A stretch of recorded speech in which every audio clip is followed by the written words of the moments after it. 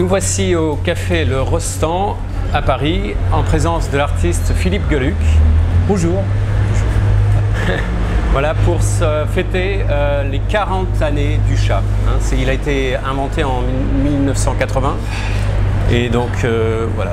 Oui, enfin, pour être un petit peu plus précis que lui, nous fêtons les 40 ans du chat 3 ans à l'avance parce qu'il est né en 1983.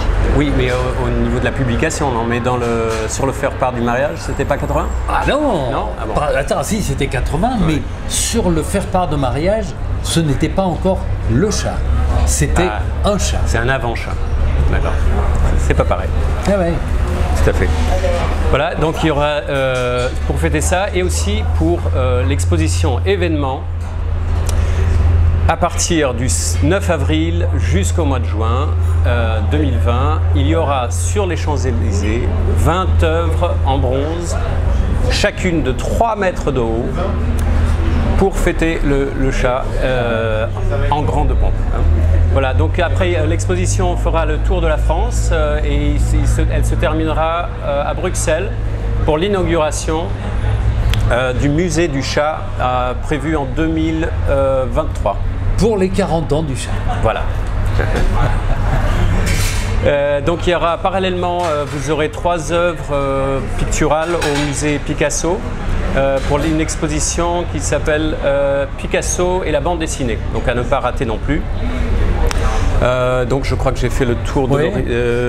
Oui. Il y aura aussi une exposition de mes tableaux et grands dessins dans une galerie, galerie d'art, pas loin des Champs-Élysées, donc avenue Matignon, chez Hubert Tibraine, où les personnes qui aiment le chat pourront voir des tableaux, et ceux qui ne connaissent pas, parce que c'est ça qui va être particulier dans cette aventure, c'est de voir des sculptures du chat et de les montrer à un public international qui ne connaît pas du tout mon personnage dessiné. Je suis très curieux de voir leur réaction.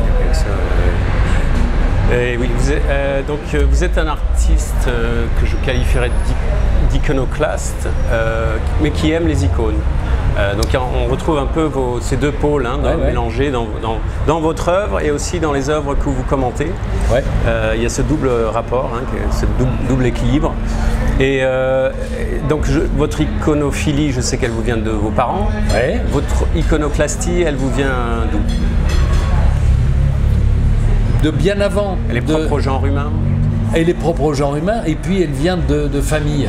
Donc via les parents, mon père était un rigolo, mon grand-père était un très rigolo et mon arrière-grand-oncle aussi.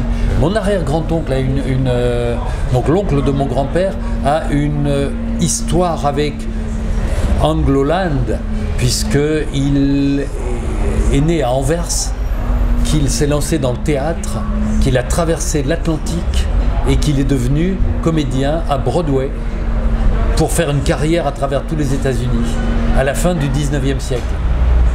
Et j'ai retrouvé des lettres et des cartes postales qu'il envoyait à son neveu, à mon grand-père, où il fait le con, où il raconte des choses très drôles.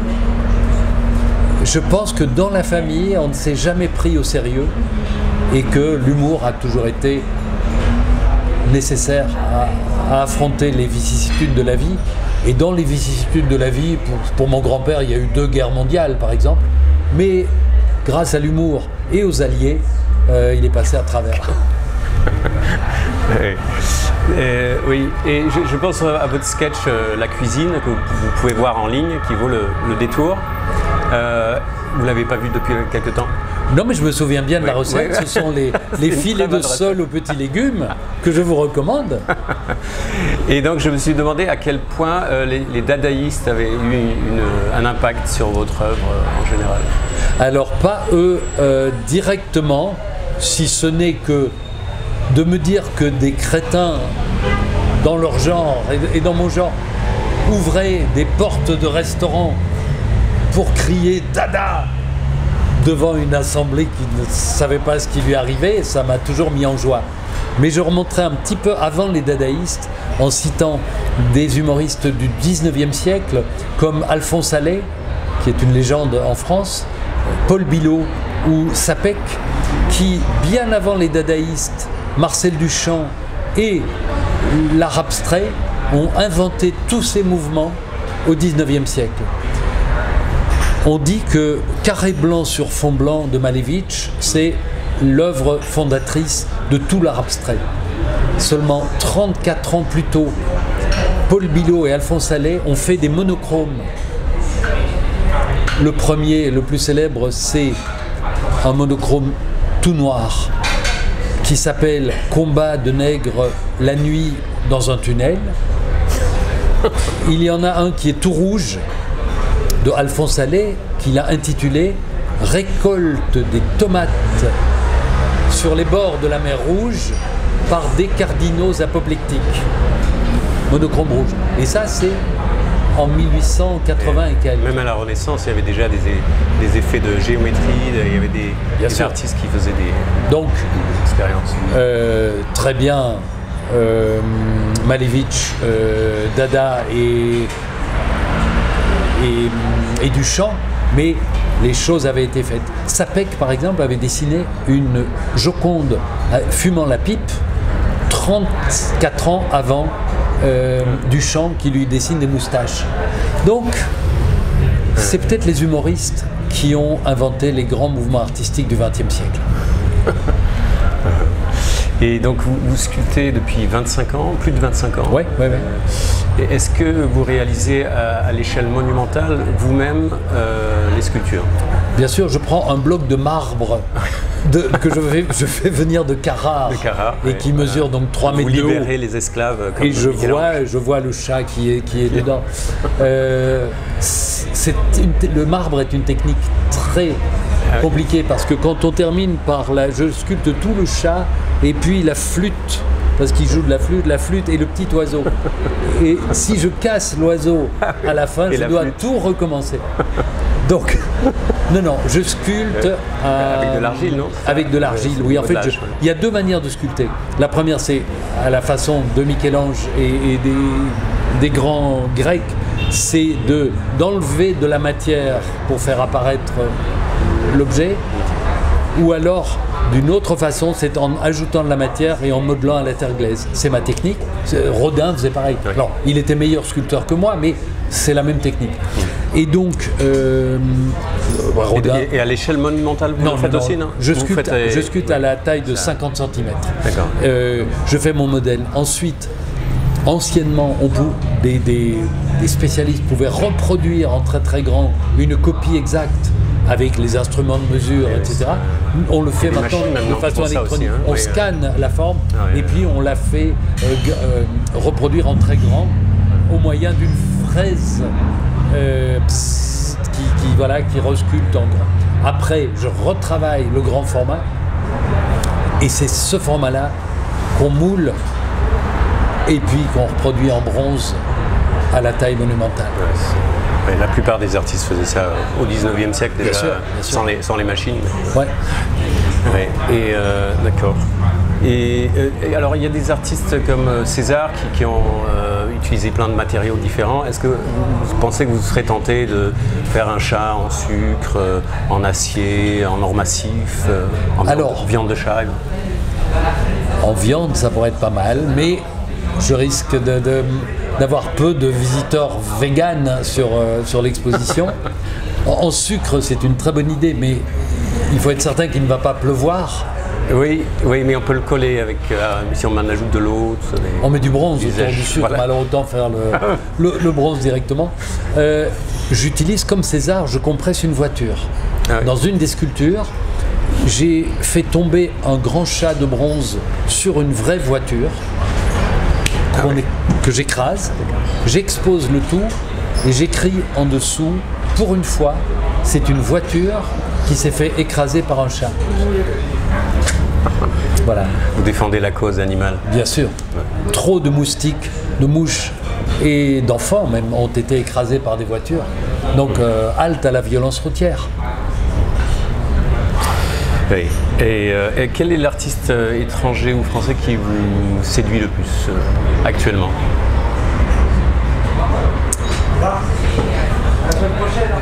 Je suis bluffé par Banksy, que je trouve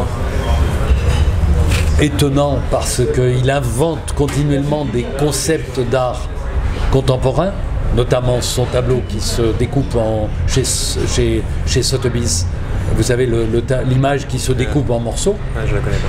Vous n'avez pas vu? Non. Ah, vous devez voir, ça a fait le tour du monde, mais vous n'étiez peut-être pas là ce jour-là. Donc il y a une de ses œuvres, L'enfant au ballon, qui est mise en vente chez Sotheby's. Excuse my English. Je croyais que vous disiez Sotheby's, mais c'est Sotheby's, c'est bien. Sotheby's. Sotheby's, ça passe mieux. Et donc, au moment où l'œuvre est adjugée, l'image descend dans le cadre et est découpée en lanière par une déchiqueteuse qui était dans le cadre. Et ça s'arrête. Et cette œuvre a pris une valeur depuis qui est incroyablement plus grande. Et évidemment, moi j'ai fait un tableau du chat qui se découpe en morceaux, etc. Donc oui, Banksy, parce qu'il allie une modernité absolue avec ce street art dont il n'est pas le premier à le pratiquer, hein, parce que évidemment Keith Haring, on dit bien Keith Haring, avant lui, et puis Ernest Pignon-Ernest, grand artiste français de plus de 70 ans, a fait des choses dans toutes les villes du monde, et notamment à Soweto, et notamment à Naples. Vous savez que quand Ernest Pignon-Ernest a rencontré le président Mandela, parce qu'il avait fait, c'est un homme qui se bat contre les injustices, Mandela on savait, mais Ernest Pignon-Ernest aussi, et Mandela avait tellement d'admiration pour son travail que lorsqu'il l'a reçu, il lui a serré la main et il lui a dit: maintenant que je vous ai serré la main, je ne vais plus me la laver. C'est tout de même Mandela qui dit ça. Les fans d'Elvis qui disaient ça, ils ne se lavaient plus la joue. Voilà. C'est donc un type. Voilà. Donc ça, c'est lui le grand précurseur. Et puis il y a Haring, et puis il y a Banksy. Ce que j'aime dans Banksy, c'est son implication dans les problématiques d'aujourd'hui, défense des opprimés, et l'humour qui traverse son œuvre. Il y a toujours une idée dans chacune de ces images, et j'aime ça. C'est un humour assez tendre, hein, qui vous est assez proche, je trouve. Votre humour, il peut être grinçant, mais il y a toujours une gentillesse. Voilà. Mais vous savez que ceux qui pratiquent l'humour noir, l'humour grinçant, sont souvent des grands sensibles eux-mêmes. Moi, je suis très fleur bleue au fond de mon cœur, mais je peux pas m'empêcher d'être. Je peux pas m'empêcher d'être un insolent et un. C'est ça qui. Oui, ça compense en quelque sorte. Oui. Ça met un peu de sel, voilà. Et est-ce que vous vous sentez plus proche du mouvement qu'on appelle le pop surrealism ou plus proche du pop art tout court? Alors, donnez-moi des exemples de pop surrealisme. Alors, le pop surrealism, c'est plus récent. C'est en gros, c'est du pop art avec plein de figures de la BD. Ah oui. Voilà, non, pas du tout. Pas du tout. Ah oui. Parce que je trouve que c'est une démarche qui répète quelque chose qui a déjà beaucoup été fait. D'accord. Mais je respecte tout, chacun a le droit de faire comme il veut. Non, beaucoup plus du pop art. Pas seulement dans les hommages que je rends à Lichtenstein ou à Warhol, mais parce que j'aime comme ça sonne. Pop art, c'est de l'art populaire. Et c'est sans doute ce que les pop artistes ont apporté dans l'art, c'est de le rendre extrêmement populaire. Et merci à eux. Parce que l'art qui est réservé à une élite, ça va. Non, l'art il peut être aussi populaire. Et il n'est pas moins noble que l'art qui est réservé aux puissants, aux riches et au cercle fermé de connaisseurs. Moi, j'aime l'art qui touche tout le monde, mais je ne veux pas dire que l'art doit être populaire. Pour moi, il n'y a pas de recette. C'est ça qui est formidable dans l'art, c'est que tout est possible. On peut faire de l'art pour 3 personnes et on peut faire de l'art pour 1 milliard de personnes. Et il n'y en a pas un qui est plus important ou plus sérieux que l'autre. Non. Tout le monde a le droit de s'exprimer. Tout le monde a le droit d'aimer ou de ne pas aimer. Pardon si je suis très bavard, mais il y a une phrase que je reprends dans mon catalogue. C'est une phrase de Tchekhov qui dit, pour moi, il n'y a que 2 sortes d'œuvres d'art. Il y a les œuvres que j'aime et celles que je n'aime pas.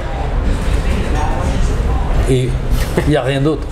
Ouais, c'est très subjectif. Ouais. Et alors je pensais à Jeff Koons. Yes. Vous avez offert une illustration de Jeff Koons dans votre livre. Ouais. Et alors il divise beaucoup la critique. Est-ce que donc je serais assez curieux de savoir ce que vous en pensez. Alors pour moi, j'explique à nos téléspectateurs, il y a sa feuille qui est tombée, donc il va la chercher. Parce qu'il y a, vous savez, dans certains pays, il y a des journalistes qui sont très obséquieux avec le pouvoir. Pas du tout mon cas. Et qui disent, si le président nous regarde, nous le saluons amicalement. Et puis si c'est un autre président, on peut lui dire, va te faire foutre. Mais on ne sait pas qui nous regarde. Exactement. On ne va pas dire de nom. À vous de deviner. Alors, Jeff Koons, quand je vois son Balloon Dog, je trouve ça absolument époustouflant. C'est beau, c'est malin, c'est efficace, je trouve ça parfait. Je n'aime pas tout ce qu'il a fait, je ne le connais pas. Ce que j'ai vu de lui m'amuse parce qu'il est autant un artiste qu'un chef d'entreprise qui dirige des équipes qui travaillent pour lui. C'est peut-être à un moment un peu la limite de se dire, est-ce qu'un artiste doit faire lui-même son tableau ou son œuvre? Est-ce qu'il peut la faire par quelqu'un d'autre? Je pense qu'on a dépassé cette vision qui est un peu ancienne. Rubens, les Français disent Rubens, le grand peintre flamand, avait des dizaines d'assistants. Et lui faisait ses esquisses sur un format comme ça. Et les assistants faisaient le tableau en très grand format. La différence avec Jeff Koons, c'est que l'esquisse est encore mieux peinte que le grand tableau. C'est que si Rubens avait voulu, il peignait le grand tableau lui-même. Mais il avait tellement de commandes à un moment qu'il ne pouvait pas suivre. Et puis il y a Vermeer qui lui a peint tout seul chacun de ses tableaux. C'est pour ça qu'il en a fait très peu. Il n'y avait aucun assistant du tout? Pas à ma connaissance. Mais peut-être. Peut-être qu'il n'a rien fait. Peut-être que c'est juste son assistant qui avait du génie et que Vermeer était au café et qu'il allait boire des bières. On ne sait pas. On est au-delà de ça, mais la démarche de Jeff Koons me plaît. Il y a beaucoup de choses que j'aime bien. Quand je vois un catalogue de Jeff Koons, il y a beaucoup d'œuvres que j'aime vraiment bien. Et donc la notion d'appropriation, ça vous dérange pas? Parce que dans votre tableau de Liechtenstein, vous faites une petite boutade, puisque bon, il a piqué... et lui, il fait ça aussi, mais ça vous... Mais non, alors... Parce que le Balloon Dog, il a plus ou moins pris à quelqu'un d'autre. Enfin, oui, ça existait déjà, le modèle, oui. C'est les vendeurs de ballons dans les rues qui font ça. Oui, mais il s'est inspiré du Balloon Dog en ballon pour en faire une œuvre en acier inox. Oui. Et c'est ça le coup de génie. Parce que, alors c'est comme si vous me disiez, est-ce que le paysage peint par Rembrandt, est-ce que c'est à lui? Non, le paysage existait. Mais Rembrandt l'a vu et il en a fait un tableau. Ouais, Jeff Koons a vu les ballons, le jeu d'enfant, et il en a fait une œuvre. C'est pas de l'appropriation, c'est son génie à lui. Ouais. Alors ici, oui. Oui, c'est ça. Je vous montre. Alors,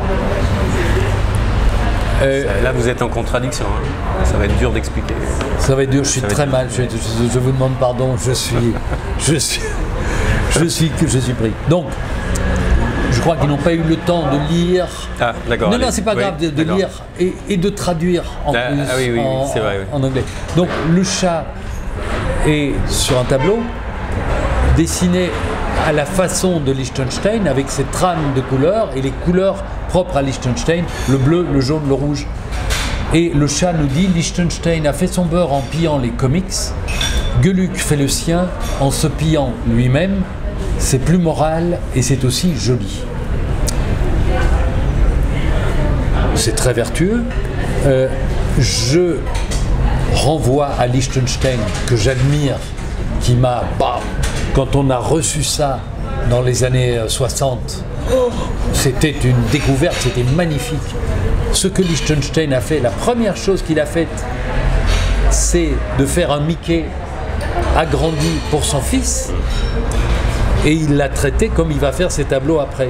Mais c'était juste recopier un dessin de Walt Disney et de l'offrir à son fils. Moins bien recopié quand même, mais bon.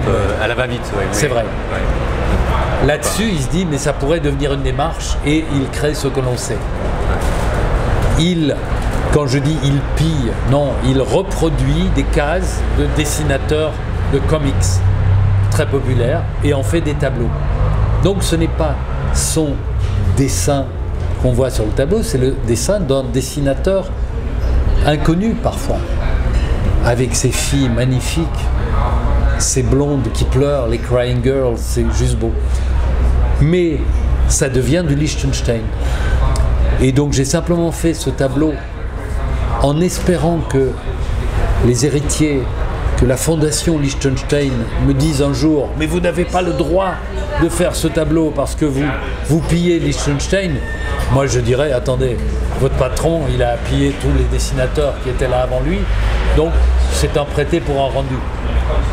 C'est un signe d'admiration, mais c'est une insolence parce que je ne peux pas m'en empêcher. Vous n'avez pas eu de plainte pour ça? Non, j'attends, s'il vous plaît. La fondation Liechtenstein, attaquez-moi, oui, s'il vous plaît, s'il vous plaît. Vous direz qu'il y a une différence entre l'humour belge et l'humour français, ou c'est plus ou moins la même chose? La grande différence, c'est que les Belges comprennent l'humour français et que les Français ont mis beaucoup de temps à arriver à comprendre l'humour belge. Mais une fois qu'on se comprend, tout va bien. L'humour belge est particulier parce qu'il est il est comme beaucoup l'humour anglais, beaucoup aussi sur l'autodérision, oui. Le surréalisme, et que en Belgique c'est un devoir citoyen, c'est dans l'ADN. C'est pas grave, c'est pas grave, monsieur. C'est pas grave. Vous êtes passé, votre ventre va passer à la télévision. Bonjour. Pardon. Vous avez bonne vue. Vous avez parlé de mon ventre. Mais parce que vous nous tourniez le dos, donc vous étiez face à la caméra.